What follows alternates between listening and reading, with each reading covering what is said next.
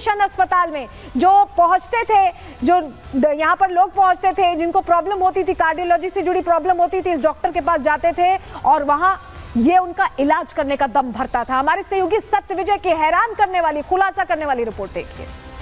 के दमों में मिशन अस्पताल के एक डॉक्टर ने भोले वाली जनता के साथ जानलेवा खिलवाड़ किया है। ये वही मिशन अस्पताल है, मिशन हॉस्पिटल है, जो कि मिशनरीज का हॉस्पिटल है। इसके डॉक्टर एन जॉन केम, जिनका कि असली नाम नरेंद्र यादव बताया जाता है, उन्होंने अपने 2 महीने के कार्यकाल में करीब 15 ऑपरेशन किए। ये देखिए हॉस्पिटल है, मिशनरीज हॉस्पिटल ये है, और इसी में डॉक्टर नरेंद्र यादव जो यहाँ पर एन जॉन केम के नाम से काम कर रहे थे, 2 महीने में उन्होंने 15 ऑपरेशन किए इस हॉस्पिटल में, जिसमें दावा किया जा रहा है कि 7 ऐसे मरीज हैं जिनकी की मौत हो गई। परिजनों ने गंभीर आरोप लगाए, क्योंकि परिजनों का कहना है कि गलत इलाज किया गया, डॉक्टर के पास डिग्री नहीं थी, उसके बाद भी उसने हार्ट से संबंधित यहाँ ऑपरेशन के, जिसकी वजह से 7 लोगों की जान गई।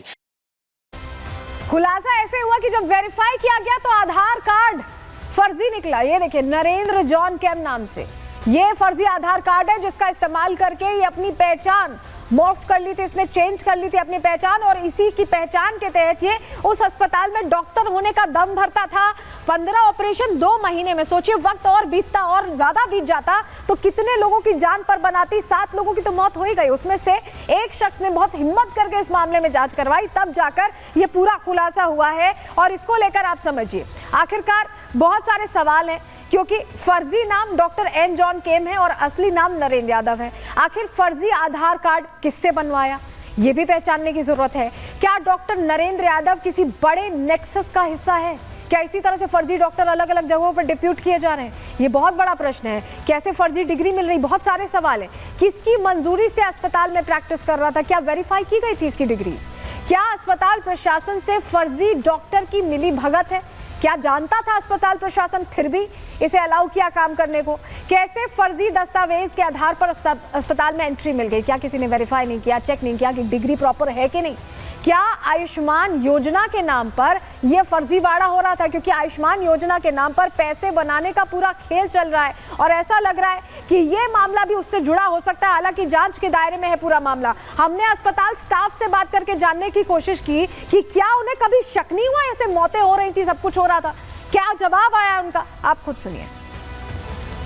मिशन हॉस्पिटल में हम मौजूद हैं, यहाँ पर हॉस्पिटल स्टाफ है, हम उनसे बात करते हैं। मैम, जिन डॉक्टरों पे आरोप लग रहा है उनका नाम क्या है? डॉक्टर एन जॉन केम है उनका नाम। और वो उनका नाम तो लेकिन नरेंद्र यादव बताया जा रहा है। सर, हम लोग को तो यही मालूम है, उन्होंने अपना नाम यही बताया है। हम उसमें कुछ बोल नहीं सकते कि उनका नाम क्या है। जब वो अपना नाम ये बता रहे हैं तो हम यही जानते हैं। आप ये बताइए, वो कितने दिन यहाँ पर वर्किंग थे, उनकी पोस्टिंग? 1 महीने के करीब थे वो यहाँ पर, ये रहे हैं। और उस दौरान कितने ऑपरेशन उन्होंने किए?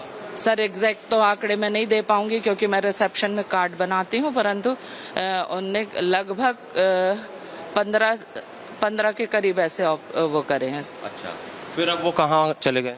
सर, हम नहीं बता सकते हैं। यहाँ से वो अचानक से 15 में कितने लोगों की मौत हुई?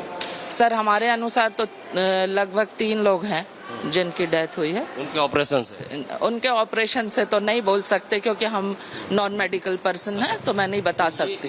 ये बताइए, अब वो फरार हैं, पुलिस केस दर्ज हो गया उनके खिलाफ, उनके दस्तावेज जो है फेक पाए गए, इसके बाद भी यहाँ पे वो काम कैसे कर रहे थे? सर, हमको तो ये नहीं मालूम क्योंकि हमारे जो अधिकार क्षेत्र के बाहर है, कोई डॉक्टर अपॉइंट होता है तो वो मैनेजमेंट के द्वारा होता है।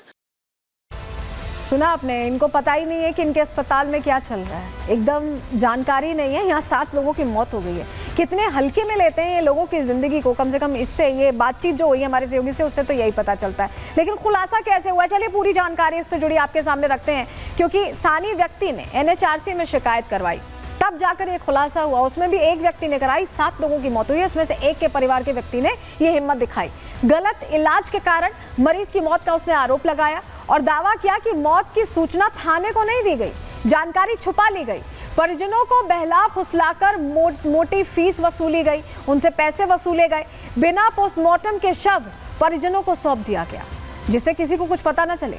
मामले के तूल पकड़ने के बाद एफआईआर दर्ज कराई गई। बहुत जब दबाव बना तब इस पूरे मामले में एफआईआर दर्ज हुई है। ये और हैरान करती है बात। जरा तस्वीर आपको दिखाते हैं, क्योंकि एफआईआर ही नहीं दर्ज हो रही थी। सीएमएचओ को भी होश नहीं था, ऐसा लग रहा है। उनको तो जानकारी नहीं थी पहले कि इस तरह से एक डॉक्टर ऑपरेट कर रहा है। और जब उनसे सवाल पूछा गया तो कैसे आधी रात को उठ के गए एफआईआर दर्ज कराने। सुनिए, आप सुनिए। क्या कारण है सर? पैर पे चढ़ाओगे साहब, इतनी रात में आप आए?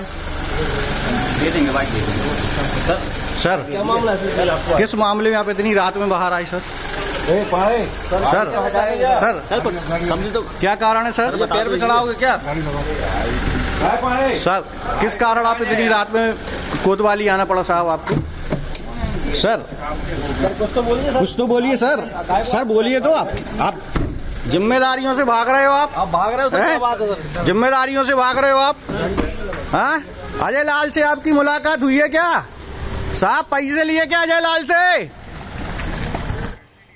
देखिए, अजय लाल का जो नाम आ रहा है वो हॉस्पिटल मालिक है, उससे पैसे लिए हैं क्या, ये प्रश्न भी पूछा जा रहा है। क्योंकि सीएमएचओ रात में गए, मामला पहले सामने आ चुका था। और एफआईआर कॉपी भी आप देख लीजिए। ये एफआईआर कॉपी इसलिए जरूरी हो जाती है क्योंकि फर्जी डॉक्टर के खिलाफ एफआईआर अब दर्ज किया गया है। और इसको लेकर प्रश्न ये उठ रहा है कि सिर्फ गलत पहचान या डॉक्टर फर्जी है, इसी लिहाज से क्यों एफआईआर दर्ज किया गया, हत्या के मामले में क्यों नहीं दर्ज किया गया है? ये बहुत बड़ा प्रश्न है। और जिसने इस पूरे मामले को प्रकाश में लाए, जिसने इस पूरे मामले में कार्रवाई का कहीं ना कहीं पहल उनकी तरफ से की गई है, वो क्या कह रहे हैं, दीपक जी को सुनिए। दीपक जी, आपके पास ये शिकायत कब आई और क्या शिकायत आई थी? 12 फरवरी को हमारे पास एक पीड़ित परिवार आया था और उन्होंने ये सारा वृत्तांत हमें बताया था कि यहाँ पे कुछ ऐसा फर्जीवाड़ा चल रहा है, लेकिन विस्तार से हमें पूरी जानकारी नहीं है। आप थोड़ा सा इसके बारे में जांच करिए तो पता लगेगा। 12 फरवरी के बाद हम जब इस मामले में अंदर घुसते हैं तो ध्यान में आता है कि यहाँ तो बहुत बड़ा एक फर्जी खेल चल रहा है, आयुष्मान कार्ड को लेके भी, और इस प्रकार की फेक जो डॉक्टर के द्वारा सर्जरी की गई और लोगों की हत्या की गई। ये बहुत बड़ा एक मामला दिखा हमें। तो उसके बाद फिर हमने इसका पूरा डॉक्यूमेंटेशन तैयार किया और पूरे डॉक्यूमेंटेशन तैयार करने के बाद हमने कलेक्टर महोदय को एक आवेदन दिया, जिसपे कलेक्टर महोदय दमोह ने एक जांच टीम गठित की सीएमएचओ को लेके। और लगातार हम 1.25 माह तक उसका वेट करते रहे कि आज प्रतिवेदन आ रहा, कुछ कार्रवाई होगी, लेकिन लगातार हमें निराशा मिल रही थी और कोई प्रतिवेदन वहां से आने तैयार नहीं था। फिर बाद में पता चला कि गुपचुप तरीके से जांच प्रतिवेदन कलेक्टर को सौंप दिया गया है। और इसमें हैरान करने वाला खुलासा यह है कि ये सिर्फ दमोह में काम नहीं करता था, ये और जगहों पर भी काम कर चुका है। छत्तीसगढ़, तेलंगाना। जांच में फर्जी डॉक्टर से जुड़ा बड़ा खुलासा ये सामने आया है। हैदराबाद में एक केस दर्ज होने का दावा किया जा रहा है, तेलंगाना में केस दर्ज है। छत्तीसगढ़ के अस्पताल में भी ऑपरेशन इसने किए थे। अब वहां कितने लोगों की जान गई ये नहीं पता। इन ऑपरेशंस में भी कई मरीजों की मौत हुई थी, लेकिन ये पकड़ा नहीं गया। डॉक्टर के पास कार्डियोलॉजी की मान्यता नहीं, कार्डियोलॉजिस्ट के तौर पर मान्यता नहीं है। मध्य प्रदेश मेडिकल बोर्ड में भी ये डॉक्टर रजिस्टर्ड नहीं है, जबकि जब जहां आप प्रैक्टिस कर रहे होते हैं वहां रजिस्टर्ड होना चाहिए। और ये रजिस्टर्ड नहीं है, उसके बावजूद ये प्रैक्टिस कर रहा था। इसने हैदराबाद में जाने ली, इसने छत्तीसगढ़ में जाने ली और अब ये मध्य प्रदेश में जाने ले चुका है। और इसके लिए लगातार अब ये कहा जा रहा है कि इसे पकड़ा जाए, इसे जल्द से जल्द पकड़ा जाए।